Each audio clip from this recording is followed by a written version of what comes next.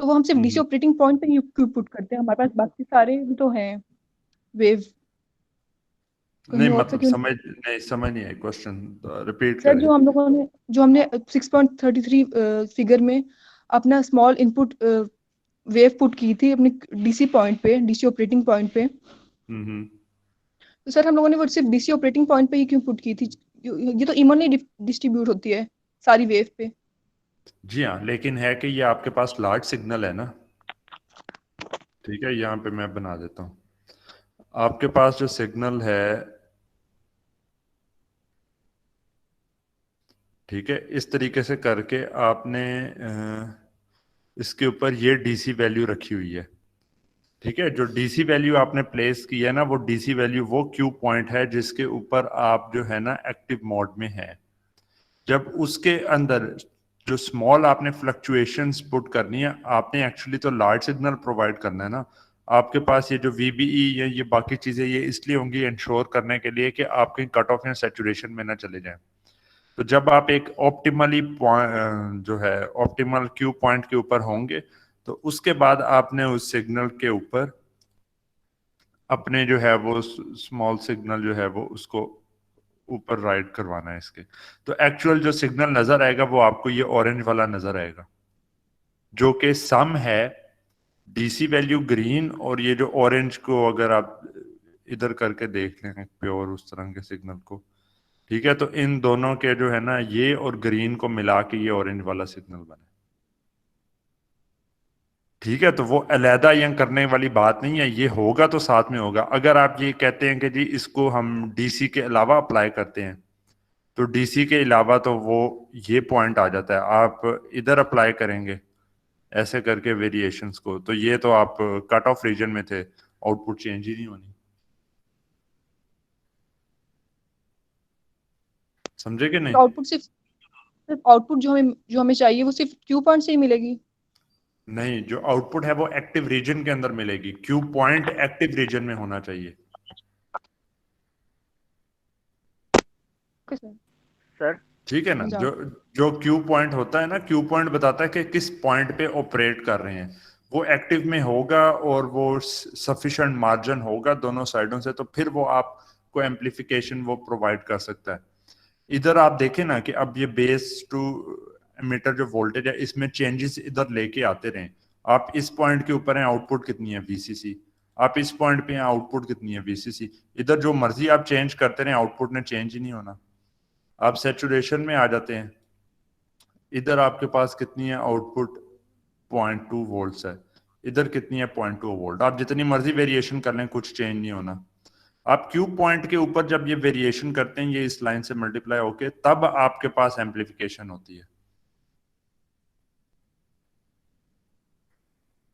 ठीक है। Yes sir, thank you. जी जी हाँ, क्वेश्चन एक और को पूछ रहे थे।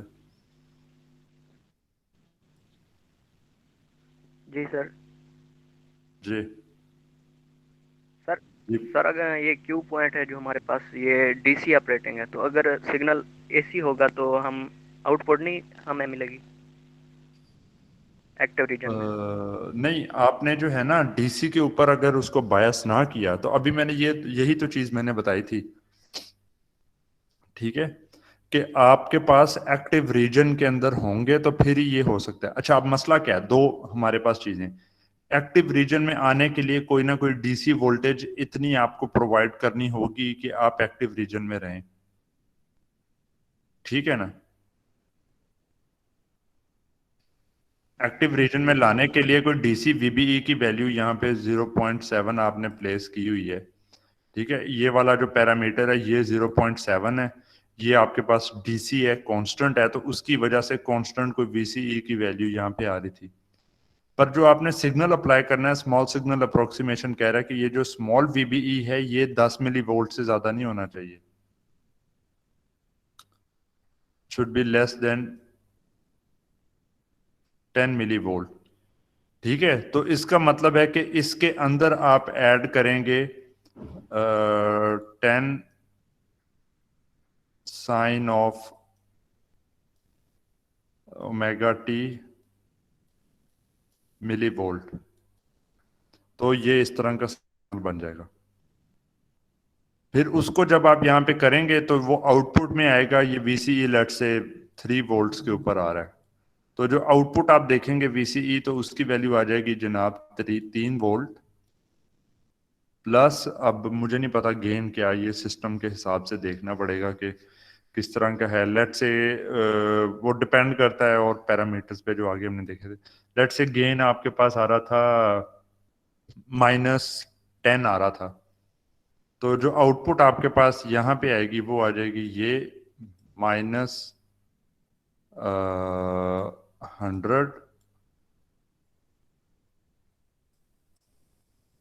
Sign of omega T millivolt. ठीक है, तो जो डीसी वैल्यूज हैं वो आपके पास बिल्कुल सेपरेट, आप इनको अलहदा से लीनियर सिस्टम आपके पास है तो आप इसका डीसी एनालिसिस में सॉल्व कर सकते हैं। जब एसी एनालिसिस में आपने सॉल्व करना है ना, तो आप डीसी को करके साइड पे रख दें, सिर्फ इस चीज को देखें ये किस में कन्वर्ट हो रहा है। और इसमें भी ये साइन ऑफ ओमेगा टी बार बार लिखने की जरूरत नहीं है, आप कह देंगे कि जी जो मेरे पास जो वीबीई जो स्मॉल सिग्नल है, ठीक है, उसकी पीक वैल्यू लेट से आप लिख देते हैं, आप लिख देंगे कि जी ये है 10 volt peak, millivolt peak है। और पूरा सॉल्व करके जो आउटपुट आएगा वो आप लिख सकते हैं VCE स्मॉल जो है is equal to -100 millivolt peak. तो जो ये 10 को -100 में आपने किया, ये आपके पास एम्पलीफिकेशन है।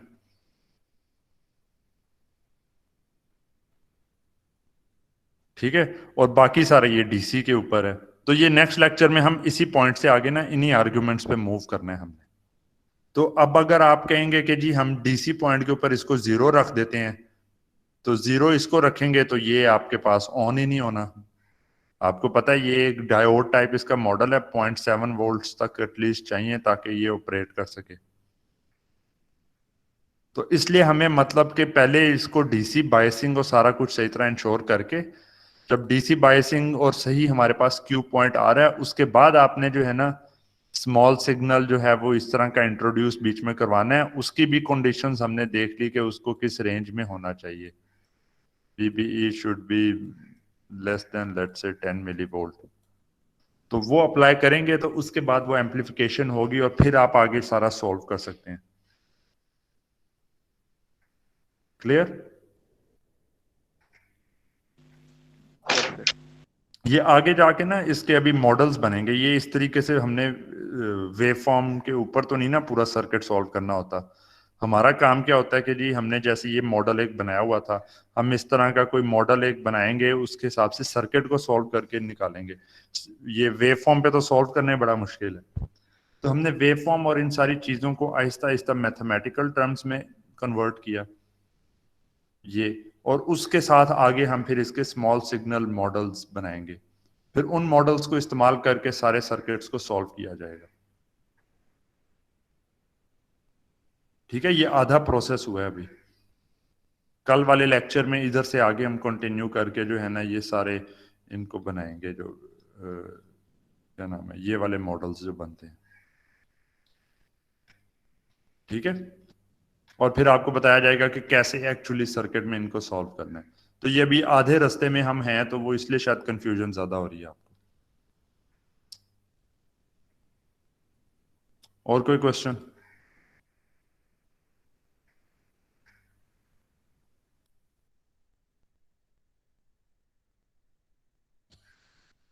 क्वेश्चन?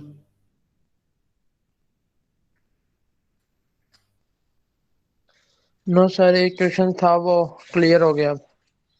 अच्छा, अब मेरा आपसे क्वेश्चन है कि ये स्मॉल सिग्नल अप्रोक्सीमेशन हम क्यों करते हैं? सर हम स्मॉल सिग्नल अप्रोक्सीमेशन इसलिए करते हैं क्योंकि हमारे पास जो डीसी मॉडल्स होते हैं उसके अंदर डीसी मॉडल्स के अंदर हमारे पास सबसे पहले तो हमने वो जो उसमें इमिटर्स और कलेक्टर्स में ना ऑपरेशंस उसके किए हैं, वो कट ऑफ हो जाती हैं और उसको एक्टिव रीजन में लेके आने के लिए हम उसको स्मॉल करते हैं। नहीं नहीं, ये वाला तो नहीं जवाब सही। आपके पास जो है ना वो तो क्यू पॉइंट से रिलेटेड है ना। वो तो जी क्यू जी पॉइंट है कि आपने जब एम्पलीफिकेशन करनी है तो आपके पास जो इस तरह की ये लाइंस आ रही हैं, ठीक है, तो उसके हिसाब से आप इधर कहीं बायस कर देते हैं। पर वो इस चीज का जवाब नहीं है। ये जो क्यू पॉइंट आपके पास आ गया, ये इसका आंसर नहीं है कि हम स्मॉल सिग्नल अप्रोक्सीमेशन क्यों करते हैं। ये आज के मेन लेक्चर के अंदर जो मेन पॉइंट वो यही है कि स्मॉल सिग्नल अप्रोक्सीमेशन क्यों करते हैं, ये मैंने एक्सप्लेन किया। और कोई स्टूडेंट? सर हम लोग नॉन लीनियर सिग्नल को लीनियर सिग्नल में कन्वर्ट कर देते हैं इसके हेल्प से। नहीं, नॉन लीनियर सिग्नल को नहीं, हम लीनियर सिग्नल, लेकिन आप तकरीबन सर्किट्स। करीब पहुंच गई हैं सिस्टम को। ठीक है, कि आपके पास पहले क्या था कि जी अगर आपने इनपुट के ऊपर वीबीई अप्लाई की है तो, और वीबीई की जेनेरिक वैल्यू हो तो आउटपुट आपके पास जो है ना डीसीई, वो आपके पास आ रही थी। नहीं, ये करंट था, बल्कि आईसी आपके पास आ रहा था I S E to the power of VBE over VT. ये आपके पास जो है लीनियर नहीं है। अब मसलन लीनियरिटी में क्या होता है कि इसको आप 2 से मल्टीप्लाई करते हैं तो ये चीज भी 2 से मल्टीप्लाई हो जाएगी। पर आप ये नहीं चाह रहे थे। अगर पहले आपके पास जो है ना ये आईसी आया था तो दूसरे केस में आप चाह रहे थे कि 2 आईसी आ जाए, 2 इधर से एलिमिनेट करके।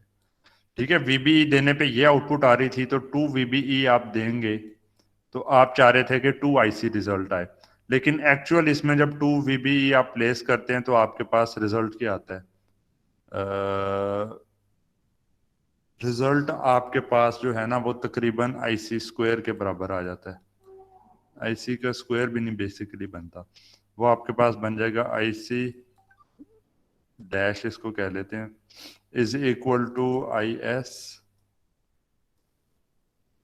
ई to the power of 2 VBE over VT.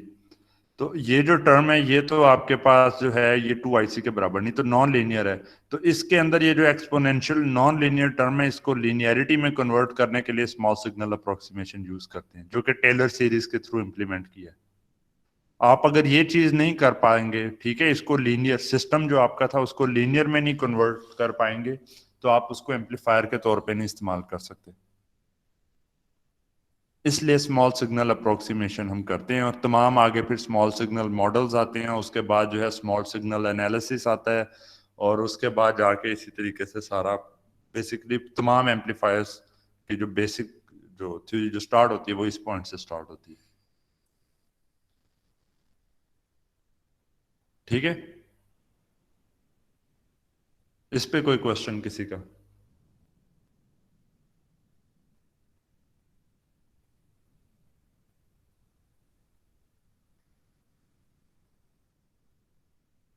Clear है तो कोई यही कह दे कि क्लियर है।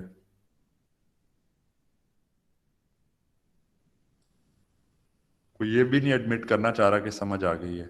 यस सर, आ गई है। चलें, ठीक। अच्छा, अब लीनियरिटी का आप लोगों को वैसे अच्छी तरह से आइडिया है लीनियरिटी क्या होती है?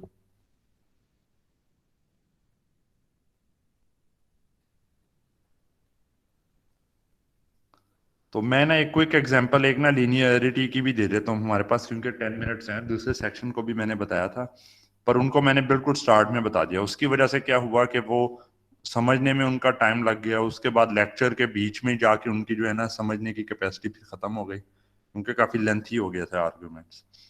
तो इसलिए मैंने आप लोगों को स्टार्ट में नहीं, मैं एंड के ऊपर ना ये बता रहा हूँ। अब लीनियरिटी हमारे पास ये है कि लेट से एक इधर सिस्टम है जिसकी इनपुट मैं दे रहा हूँ वी आई है, और उसकी आउटपुट है लेट से वी आउटपुट। एग्जाम्पल के तौर पे हम एक सिस्टम ले लेते हैं, ये वाला, ठीक है, ये एक सिस्टम है। इसके अंदर जो इनपुट साइड है ना वो ये है, यहाँ पे 1 ओम का रेजिस्टर लगा है, यहाँ पे 4 ओम का रेजिस्टर लगा है। अब मैं यहाँ पे अगर एक सप्लाई इनपुट जो मैंने देना था ना VI, मैं एक सप्लाई लगा देता हूँ 5 वोल्ट की, और यहाँ पे हमने देखना है कि जी उसकी V आउटपुट क्या आएगी। तो 5 वोल्ट पे क्या आउटपुट आएगी, ये वोल्टेज डिवाइडर सर्किट बना हुआ है।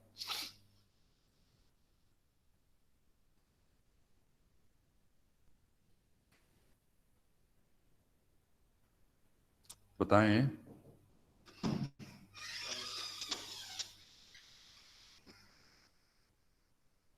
वोल्टेज डिवाइडर सर्किट है, किसी को ये नहीं सॉल्व करना आता? जो स्टूडेंट लीव करने लग गए हैं इनके मैं फिर एब्सेंटी अब दोबारा अटेंडेंस में करूंगा, क्योंकि ये Q&A सेशन ही मेन चीज होती है, बाकी तो सारा रिकॉर्डेड लेक्चर है। इसमें मैंने सही इंटरेक्ट करना होता है आप लोगों के साथ।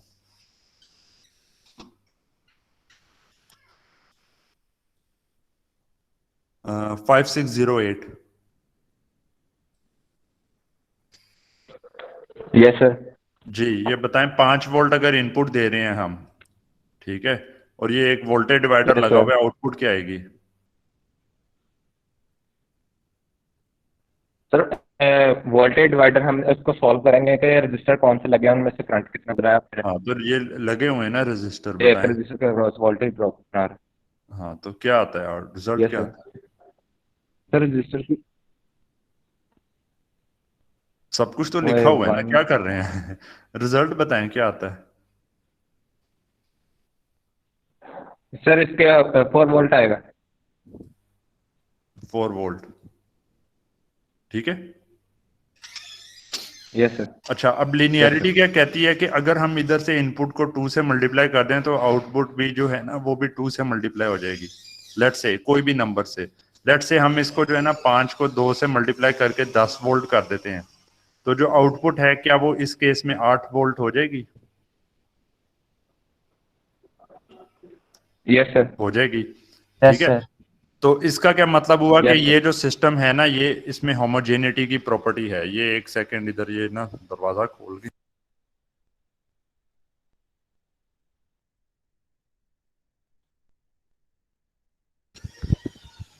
इधर ना पता नहीं कोई वो शोर शराबा वो शुरू हो गया। अच्छा, तो ये आ गया, ये हमारे पास है होमोजेनिटी की। दूसरी एक चीज क्या है, ये 2 प्रॉपर्टीज हो ना तो फिर हम कहते हैं कि सिस्टम लीनियर है। दूसरी प्रॉपर्टी क्या है कि आपने ये VI के अंदर ना मैं कोई एक और चीज ऐड कर देता हूँ, V1 कह देते हैं लेट्स से।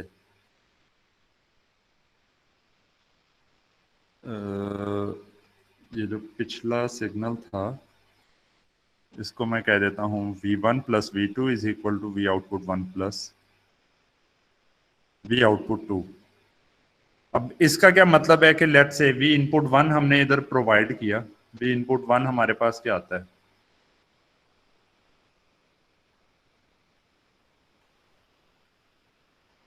V इनपुट 1 हमने इधर से प्रोवाइड किया मैंने 5 वोल्ट का, तो आउटपुट आ गई 4 वोल्ट। इसका मतलब है कि ये V1 अगर हमारे पास 5 वोल्ट है तो आउटपुट मेरे पास आ रही है 4 वोल्ट। फिर मैं क्या करता हूं, इसको 5 वोल्ट की बजाय मैं कर देता हूं 10 वोल्ट। 10 वोल्ट मेरे पास जो है V2 की वैल्यू है। तो 10 वोल्ट में करता हूं ना, तो इसको जो है जब हम इससे सॉल्व करते हैं तो आउटपुट आ जाती है 8 वोल्ट। ऐसे ही है ना? Yes sir. तो अब ये जो हमारे पास है लीनियरिटी का प्रिंसिपल कहता है कि अगर मैं ये दोनों सप्लाईज इकट्ठे यूज कर दूं, इनपुट्स 2 इकट्ठे अप्लाई कर दूं, एक मैं कर दूं 5 वोल्ट की और एक मैं कर दूं 10 वोल्ट की इकट्ठे, तो जो आउटपुट आएगी ना, हमें पूरा सर्किट सॉल्व करने की जरूरत नहीं है। तो इसकी वजह से जो आउटपुट आई थी 4 वोल्ट और इसकी वजह से जो आउटपुट आई थी 8 वोल्ट, इनको ऐड करके मैं सीधा कर दूंगा कि जनाब 12 वोल्ट मेरे पास आउटपुट है। तो इन दोनों को ऐड करें, 15 वोल्ट के केस में देखें तो वाकई 12 वोल्ट आउटपुट आ जाती है। तो ये सेकंड प्रॉपर्टी हमारे पास है, जहां पे होमोजेनिटी और ये दोनों प्रॉपर्टीज अगर किसी सर्किट पे अप्लाई हों, जो कि यहाँ पे होगी, तो इसका मतलब है कि ये लीनियर सर्किट है, ये मैथमेटिक्स की टर्म्स के अंदर। अब चीज क्या है कि जो हमारे पास ये एक ट्रांजिस्टर था, इसके अंदर अगर हम यहां से देखें प्लस माइनस VBE और यहां पर से हम देखें करंट IC, तो ये जो IC हमारे पास करंट था ना, ये हमारे पास लीनियर ये एक सिस्टम नहीं था, क्योंकि ये डिपेंड कर रहा था IS e to the power of VBE over VT। तो ये लीनियर या ऐड या सब्ट्रैक्ट वाली खाली टर्म्स नहीं थी, ये एक्सपोनेंशियल था जो कि नॉन लीनियर था। तो हमने इस तरीके से हम अपना एम्पलीफायर नहीं बना सकते थे, तो हमने पूरी वो कंडीशंस लगा के इसको कन्वर्ट कर दिया इस चीज के अंदर, IC plus IC over VT VBE के अंदर। जब हमने इसको स्मॉल सिग्नल अप्रोक्सीमेशन लगा के इसमें कन्वर्ट किया ना, तो अब ये एक लीनियर सिस्टम बन गया। सिर्फ उन केसेस के लिए जब हमारे पास ये अप्रोक्सीमेशन इसको इसमें कन्वर्ट करने वाली वैलिड है। वो किस केस में वैलिड है कि VBE इज लेस देन और इक्वल टू 10 मिलीवोल्ट। तो ये हमारा पूरा का पूरा जो आर्ग्यूमेंट है ना, वो मैंने यहाँ पे अभी समराइज करके आपके सामने रख दिया है। तो ये चीज हमारे पास लीनियर नहीं होगी अगर हम ये अप्रोक्सीमेशन नहीं लगाते।